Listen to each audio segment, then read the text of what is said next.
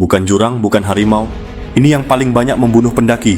Di tengah dinginnya malam pegunungan tidak terdengar jeritan. Tidak ada suara minta tolong. Tidak ada tanda-tanda perlawanan. Hanya tubuh yang perlahan berhenti, bergerak, sunyi, beku, dan hilang. Setiap tahun, pendaki terus berdatangan ke gunung-gunung, mencari puncak, mencari jawaban, atau sekadar mengejar ketenangan. Tapi tidak semua kembali. Orang sering berpikir, kematian di gunung disebabkan oleh jurang yang curam, serangan binatang buas, atau bahkan makhluk tak kasat mata. Tapi faktanya, penyebab paling umum justru datang secara perlahan dan nyaris tak terasa. Namanya hipotermia. Fakta kematian mendaki. Badan Nasional Pencarian dan Pertolongan Basarnas mencatat bahwa lebih dari separuh kasus kematian pendaki gunung di Indonesia berkaitan dengan suhu ekstrim. Hipotermia menjadi penyebab dominan, namun justru paling banyak diremehkan. Di Gunung Gede, seorang mahasiswa ditemukan meninggal dalam posisi meringkuk. Di Gunung Lawu, seorang pendaki duduk bersandar pada batu, dia membeku dan tak pernah bangun lagi. Tidak ada luka, tidak ada benturan, tapi tubuh mereka sudah terlalu lama diselimuti dingin. Ini bukan satu atau dua kasus. Ini adalah pola. Dan pola ini selalu muncul ketika perlengkapan diabaikan, perencanaan buruk, dan ketahanan tubuh dipaksakan. Apa itu hipotermia? Hipotermia adalah kondisi medis berbahaya ketika suhu inti tubuh turun di bawah 35 derajat Celcius. Saat tubuh tak mampu lagi menghangatkan diri, fungsi organ mulai terganggu.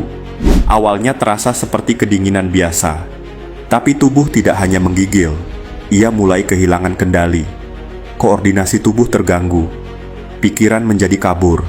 Lalu, seseorang bisa tersenyum dan merasa hangat. Padahal itu gejala akhir sebelum kehilangan kesadaran. Cerita nyata para korban. Tahun 2023, seorang pendaki pemula dari Jakarta melakukan pendakian ke Gunung Ciremai. Ia bersama dua temannya terjebak hujan deras di ketinggian 200-400 meter, tidak membawa jas hujan, tidak menggunakan pakaian tahan angin. Mereka hanya berlindung di bawah pohon. Ketika pagi datang, satu dari mereka sudah tidak bernyawa. Gunung Merbabu, tahun 2021. Seorang pendaki wanita terpisah dari rombongan setelah kelelahan dan memilih diam di jalur. Ia ditemukan dalam kondisi masih duduk, tangan melipat di dada, dan napas telah berhenti. Tidak ada luka, tapi suhu tubuhnya turun drastis, dan ini terus terjadi, lagi dan lagi, karena satu kesalahan kecil, meremehkan dingin. Faktor pemicu hipotermia. Hipotermia tidak datang begitu saja. Ia diundang oleh kelalaian. Berikut adalah beberapa faktor utama yang memicu hipotermia di gunung. Pertama, pakaian yang tidak sesuai. Pakaian berbahan katun, seperti kaos biasa, mudah menyerap keringat dan air hujan.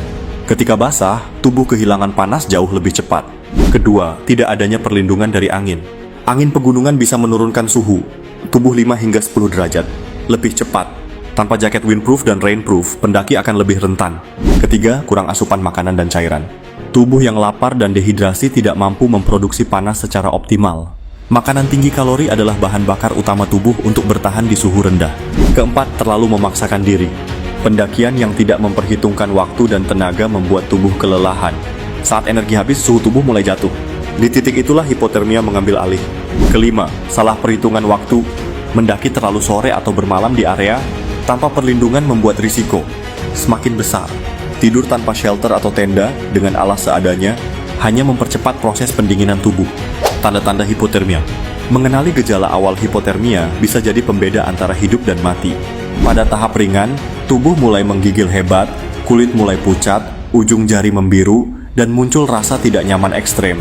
Pada tahap sedang, penderita mulai berbicara tidak jelas, linglung, berjalan tidak seimbang, dan mengalami kehilangan koordinasi. Pada tahap berat, tubuh berhenti menggigil, tekanan darah menurun drastis, denyut nadi melemah, hingga akhirnya hilang kesadaran. Banyak korban ditemukan dalam posisi tidur, seolah tertidur dengan tenang, padahal itu tidur terakhir mereka. Apa yang harus dilakukan saat hipotermia terjadi? Ketika gejala hipotermia muncul, waktu sangat terbatas. Langkah pertama adalah menghentikan kehilangan panas lebih lanjut. Segera ganti pakaian basah dengan pakaian kering. Selimuti korban dengan sleeping bag, matras, atau thermal blanket. Bila tidak tersedia, dekapan tubuh bisa menjadi satu-satunya sumber panas yang efektif. Buat api unggun atau gunakan peralatan pemanas jika memungkinkan. Berikan minuman hangat seperti air jahe, bukan kopi atau alkohol. Alkohol justru mempercepat hilangnya panas dari tubuh. Jangan biarkan korban tertidur. Tetap jaga kesadaran korban, karena tidur dalam kondisi hipotermia bisa berujung pada kematian. Dan yang paling penting, segera panggil bantuan. Evakuasi ke tempat lebih hangat dan lebih aman adalah solusi utama. Pencegahan adalah kunci. Hipotermia bukan takdir.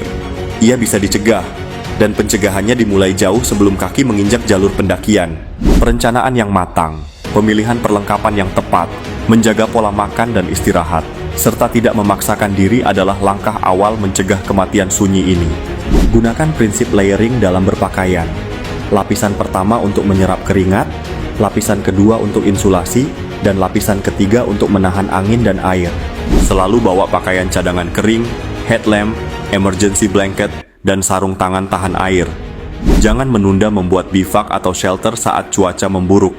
Gunung tidak pernah salah. Ia tidak membunuh, tidak menyerang. Yang sering salah adalah manusia yang menganggap dirinya kebal, yang berpikir dingin hanyalah rasa, bukan bahaya nyata. Hipotermia tidak terdengar, tidak terlihat, dan tidak terasa hingga semuanya terlambat. Tapi sekarang, setelah menonton ini, kamu tidak bisa lagi bilang, "Tidak tahu," bicaralah tentang ini. Sebarkan pengetahuan ini, karena satu video ini bisa menyelamatkan satu nyawa. Dan di gunung, satu nyawa selalu berarti